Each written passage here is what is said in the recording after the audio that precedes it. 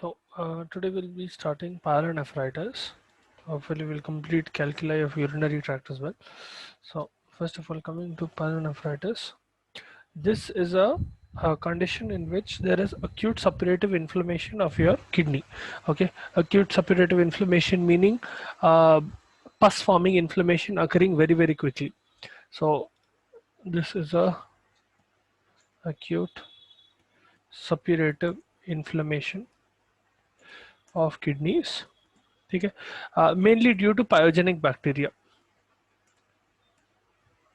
ठीक है, pyogenic bacteria are those bacteria that are capable of forming pus और causing the formation of pus. Now, the main reason for pyelonephritis will be divided into both acute and chronic types. Acute pyelonephritis and there is chronic. Okay, the main cause of acute pyelonephritis will be UTI, specifically lower UTI. Okay, so just as a recap, your urinary tract has your kidneys going down through ureters, then you have your urinary sac, then you have your urethra. Okay, your lower urinary tract will mainly include these two. Okay, kidneys and ureters, sometimes in some textbooks ureters will also be included inside lower UTI.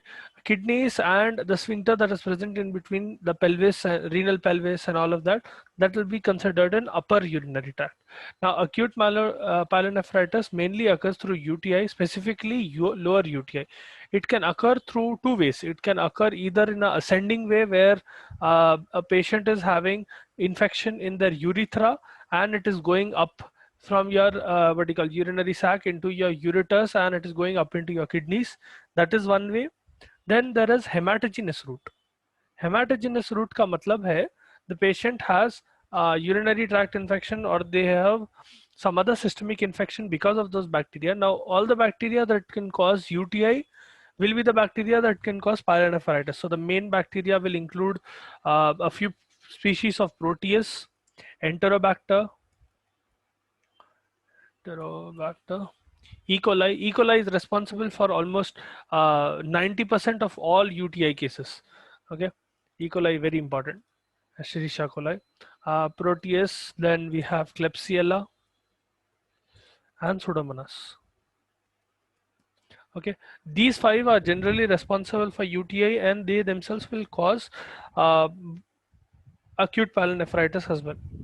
Now, once it gains entry, these bacteria gain entry into your urinary tract, they will enter kidney by either ascending route, which is it is going up from your lower urinary tract through your urethra. Let's suppose it is starting in urethra and it is going up, or it is a hematogenous infection where these bacteria are causing a systemic infection and from blood you get this bacteria in the kidney. So there are two ways. या तो blood से आ रहा where it is hematogenous route, it is causing a systemic infection. Let's suppose the patient has E. coli infection and that is causing a systemic effect and systemic infection from where it is spreading to your kidneys. Okay, you will also have a special type called tuberculous pyelonephritis. We'll discuss about that as well. That is also a hematogenous type.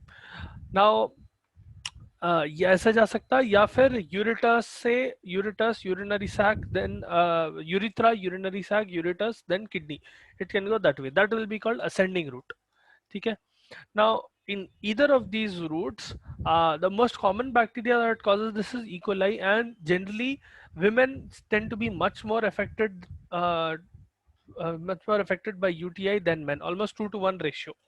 Okay, 2 to 3 to 1.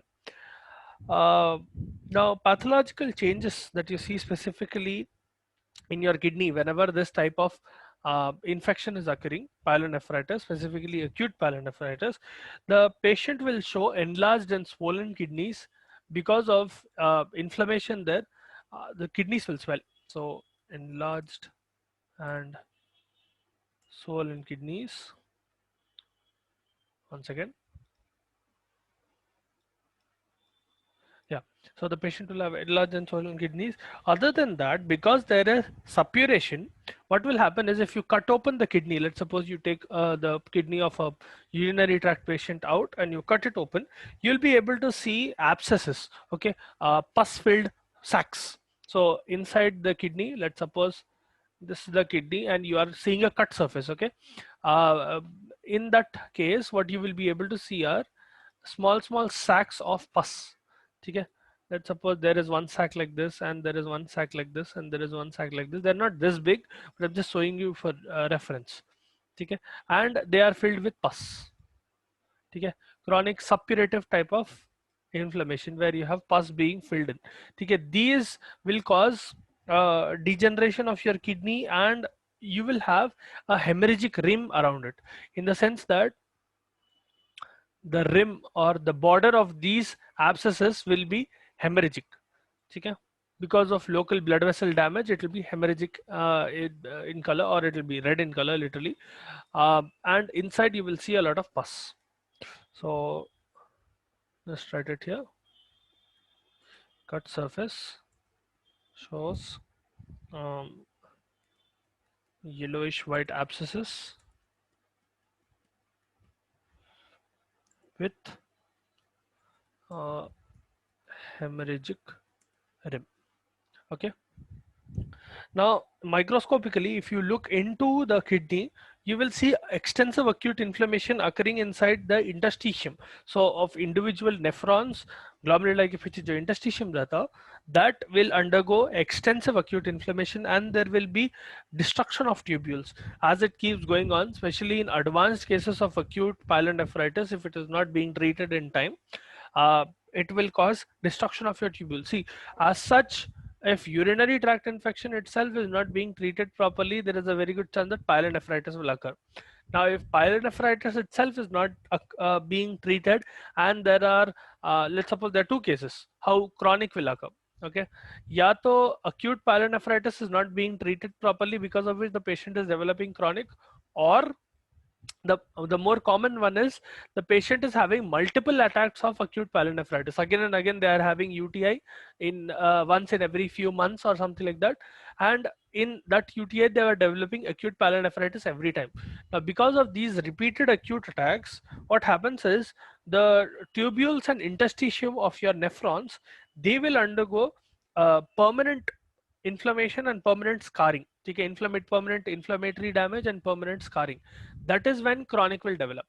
Okay, I'll repeat once again. If a patient is having acute pyelonephritis, several episodes of acute pyelonephritis, so they are not being either treated properly, or let's suppose they are simply susceptible to acute pyelonephritis and they are having several such attacks of acute pyelonephritis within a span of a few months, that will lead to scarring of your nephrons and scarring of your tubules, destruction of your tubules. That condition where your tubules are getting destroyed and your interstitium gets damaged because of inflammation, that will be your chronic pyelonephritis. Okay, now the cause of this thing, chronic pyelonephritis, obviously there is because of acute pyelonephritis, but there are some specific causes. Now, one of the most important cause, based on etiology and pathogenesis, you will have two different types of chronic nephritis. Now, those causes will include reflux nephropathy. ठीक है, reflux nephropathy का मतलब है there is literally reflux of your urine. ठीक है, normally what happens is, um, let's suppose a person is urinating. वो time पे क्या होता, whatever amount of urine is collected in your urinary sac, that will get voided through your urethra, because this urinary tract is getting compressed. ठीक है, as it gets compressed, urine will flow out. Now, in your ureters there is a very particular mechanism called vesicoureteric reflex. ठीक है, vesico in patients who have UTI, generally it is found that the patient will suffer from vesicoureteric, okay, uretic, other than, vesicoureteric reflux. इसका मतलब ये है, see normally whenever you are urinating, your ureters, ठीक है, this part will naturally compress. Okay, they'll become thinner and they will compress. Okay, this is a normal reaction because it is making sure that urine is not refluxing back up. Okay, urine is not going back into the ureters. That is the function of these this vertical compression. Whenever you are urinating, ureters will compress, because of which there will be no backflow of urine. Now, in several UTI patients, especially in young girls, it is found that they will have vesicoureteric reflex. This compression will not occur properly, because of which urine, whenever someone is urinating, it will start refluxing back up. So urine will literally go back into the ureters, okay, because it is not compressing properly. This is a congenital disorder. Okay, the patient will be born with this. Now, it can go in either one or both of the ureters, ठीक है, especially during micturition, and this is one of the major causes of chronic nephritis. ठीक है, it will ultimately, this urine will reflux all the way up to your kidney and start causing damage. That is one way. Then I hope you understood. The main takeaway point here is, whenever the patient is urinating, instead of only going one way, your urine is going back. Okay, normally in a normal patient, it should only go one way down. Now, in case of a congenital patient, a patient with congenital disorder where vesicoureteric reflux is occurring, okay, in your ureters, urine is going back up. That is when the chances of chronic pyelonephritis will significantly go up. Okay, that is reflux nephropathy. Because of reflux of your urine, there is nephropathy. Okay. Now the other cause, one second.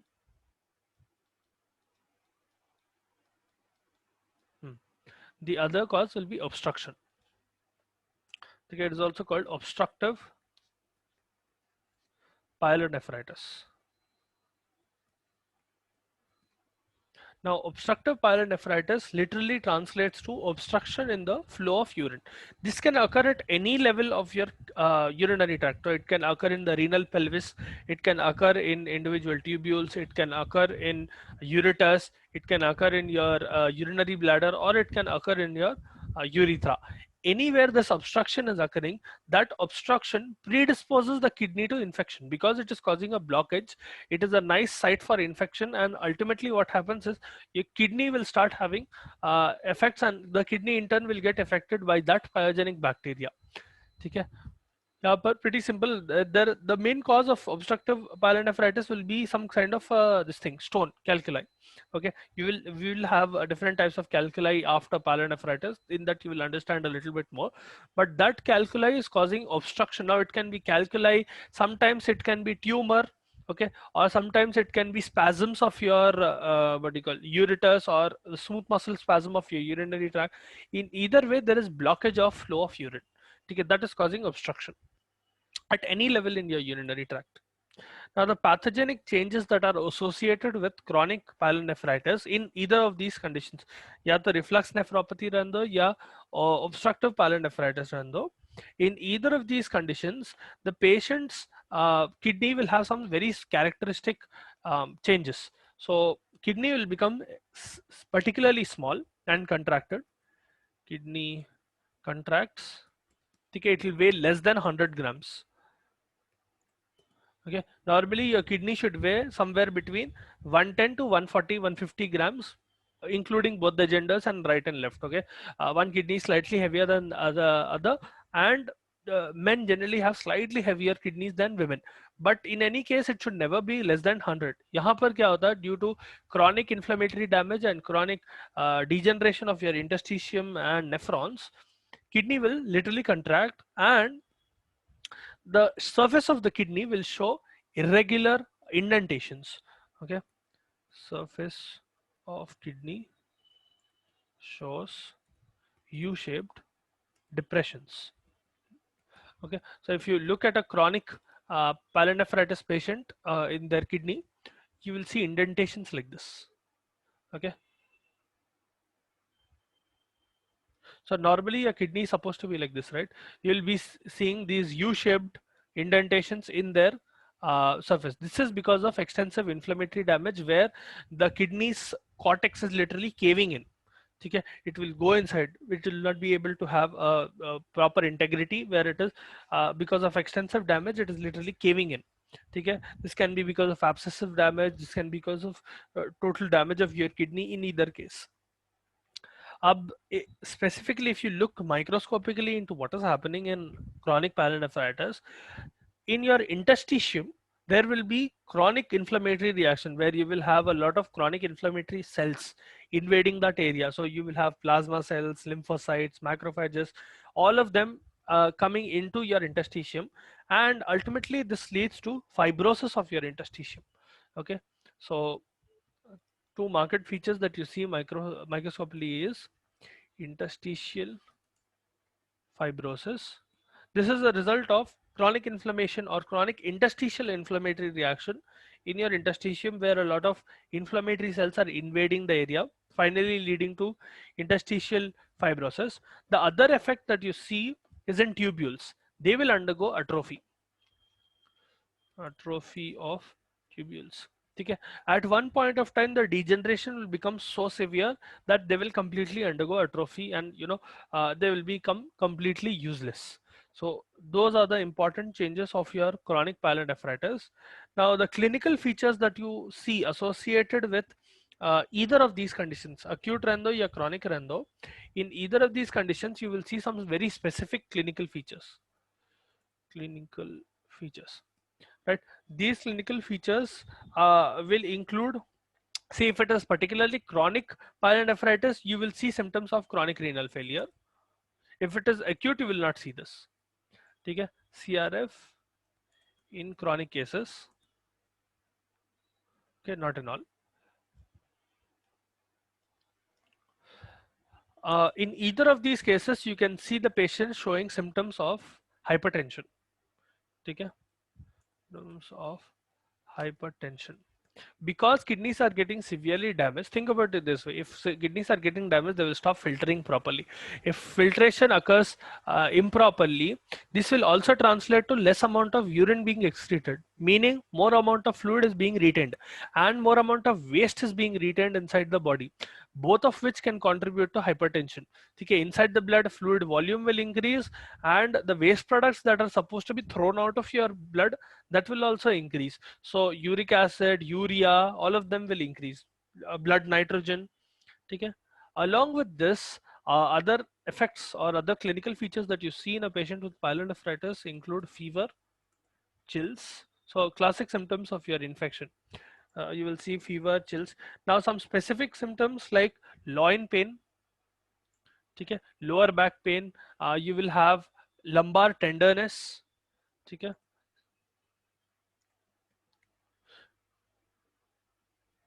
See, as what you call damage to your kidney keeps on increasing, you will have flank pain or loin pain. उसको flank pain बोलते हैं. ठीक है. If you look at the back, it will be what you call around the area of your lumbar vertebrae. ठीक है. The whole area will become so tender that sometimes even by touching the patient will be in severe pain. ठीक है. The patient will have dysuria. Dysuria is one of the most common symptoms. It is also called burning micturition. Okay? So whenever the patient is trying to urinate, that time they will either have a burning sensation or they will have a very uncomfortable sensation. Okay? It can translate to pain as well, or it can translate to a burning sensation. That is dysuria. They will have pyuria, pus in their urine. Okay? Because of the abscesses being formed, you will see pus being seen in the urine, and frequency of micturition increases.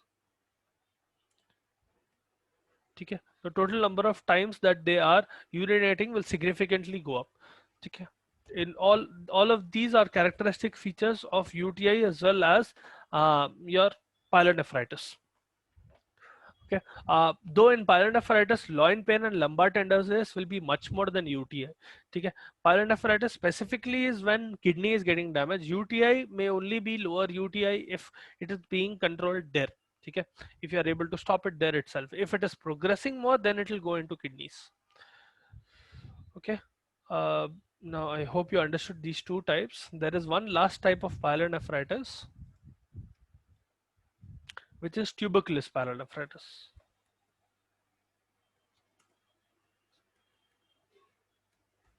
Now, as the name suggests, the patient is having tuberculosis. Okay, more often than not, what happens is the patient will have a tuberculosis infection of their lungs, and tuberculosis, as it progresses, it will start spreading to other bodies where it is causing miliary bodies to be formed. Okay, it will start spreading to other parts of your body and different organs, and it will start forming effects there.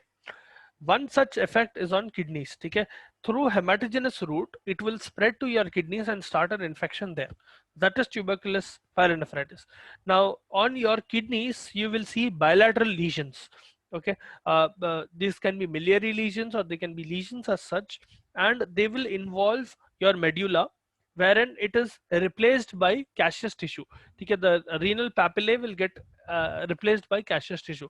So inside your kidney, let's suppose this is your kidney, यहाँ से आपका hilum जा रहा, in this area specifically, ठीक है, in this area you will see caseous necrosis.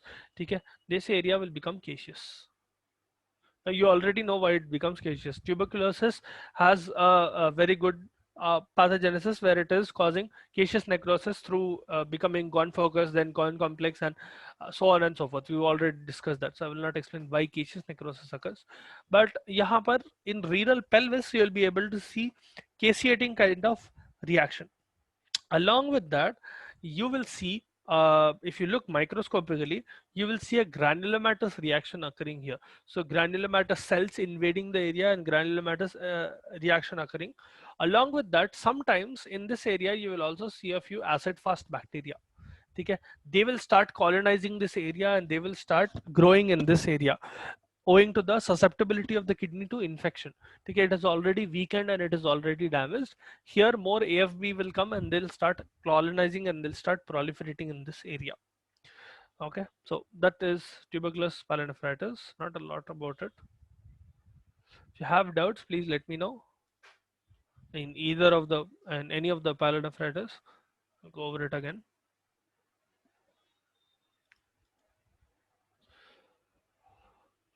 Okay, now coming to calculi. Calculi or stones can be mainly of four types. Okay, now these calculi, specifically urinary calculi, okay, because we are discussing urinary tract, these are urinary calculi. This condition is also called urolithiasis or renal stones. Okay, stones in your urinary tract. Now the stones that you see in your urinary tract are mainly of four types. Okay, you can have calcium stones, which are the most common. Then you have struvite stones. Okay, second type. Then you have mixed stones. Acha, mixed stones. Three. You have uric acid stones. Then fourth type will be cystine stones.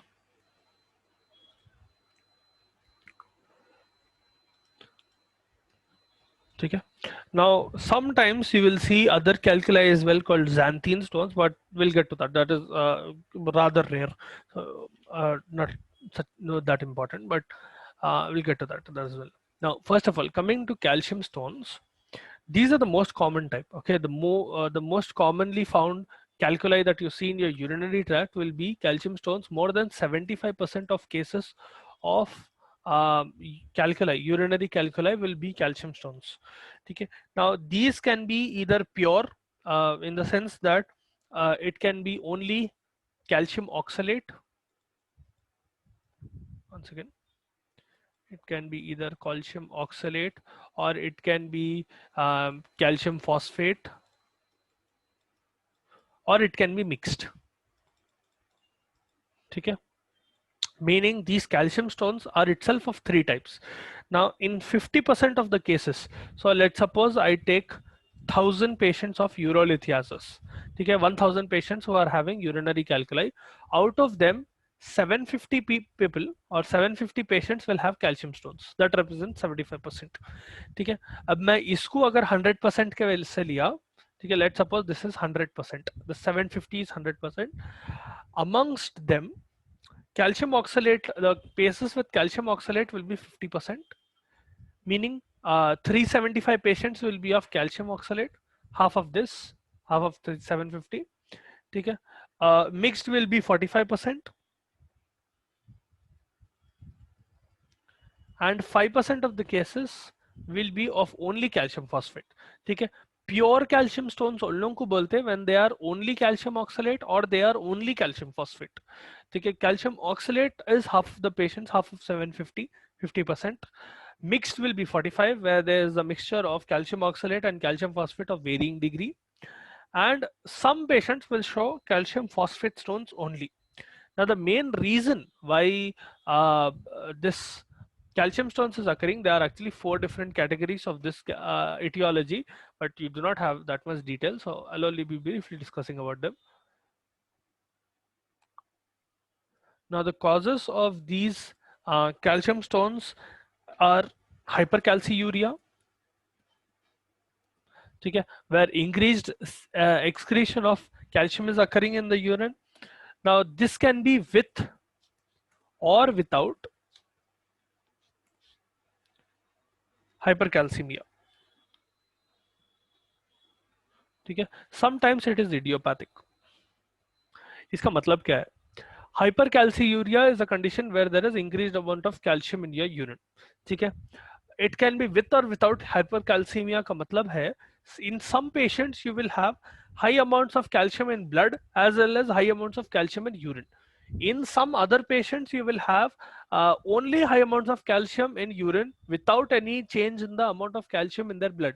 The total amount of calcium present in their blood will be normal, whereas the total amount of calcium in the urine will be high. This can be simply because of increased excretion of calcium, or it can be because of decreased reabsorption of calcium. Your body is somehow able to maintain normal blood level of calcium, but increased amount of urine calcium levels is occurring. Okay, that is leading to hypercalciuria without hypercalcemia. Okay, sometimes it can be idiopathic without any proper causation which we know. The patient is having calcium stones. Okay, now as such what happens is it depends on the solubility of this thing, solubility of calcium in urine. Agar calcium is getting solubilized in urine, okay, this will depend on pH as well, depending on different types of different pH of urine. Your pH of urine will vary from 4.5 to 8. Okay, normal pH of urine itself. Depending on what your pH is, the solubility of calcium in urine will change. If it is more soluble, okay, if it is making a proper solution, then there is lesser chance of stone formation. Stone will form when this stone will form when calcium is not solubilizing in urine and there is accumulation of calcium lumps. These calcium lumps or these calcium crystals will start sediment, they will start crystallizing around one of these nidus. Okay, one fragment of your urinary tract, one cell, or it can be anything. Okay, it will act as the origin. Let's suppose this is acting as the origin. Okay, and around this what will happen is calcium will start accumulating.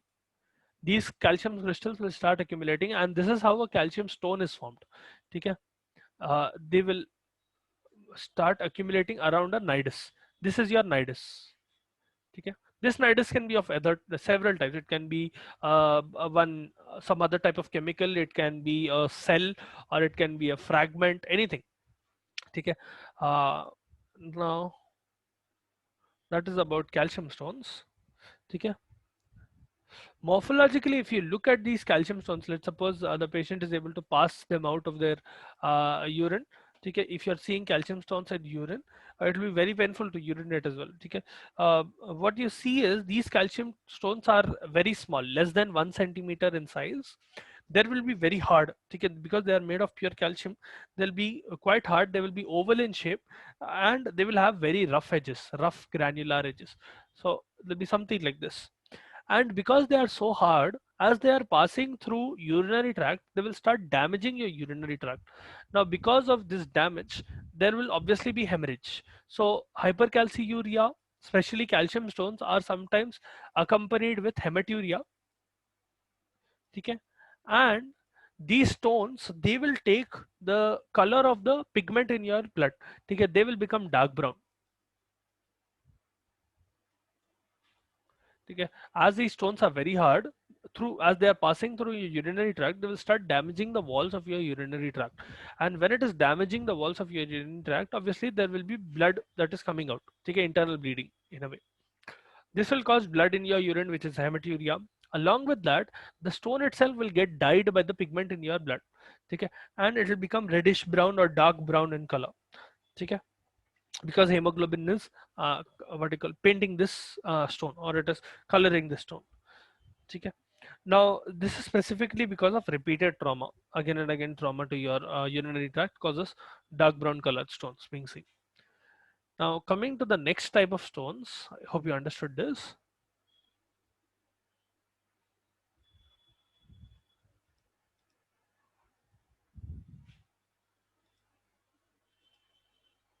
Right. The next type of stones are struvite stones. Now, struvite stones are also called mixed stones.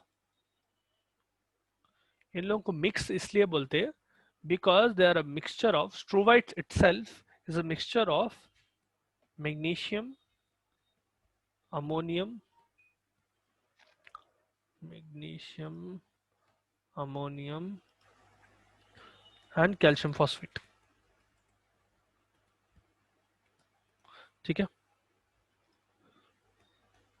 So this particular compound where you have magnesium, ammonium and calcium phosphate complexing together, that is called struvite. Okay, that is why these stones are called struvite stones. So this fellow is called struvite. These stones generally occur in 15% of the patients. So out of 1000, we saw that 750 patients will have what do you call calcium stones. ये लोगों का हो गया. So बाकी के 250 patients में से 15%. So इसका 15% लिए तो 150 patients will have struvite stones. ठीक है? 15% of the patients of urinary calculi generally tend to have struvite stones. Now these stones, the cause of these stones are generally urinary infection, where you have a bacteria that is capable of splitting urea. ठीक है? इसका मतलब क्या है? That bacteria is secreting something called urease. ठीक है? It can be UTI causing bacteria. Your everyone other than E. coli is having urease. ठीक है? Those bacteria, your Proteus will have it, your Kleb will have it, Klebsiella, Pseudomonas. ठीक है? ये लोगों के अंदर there will be a capability where they are able to secrete one particular enzyme called urease.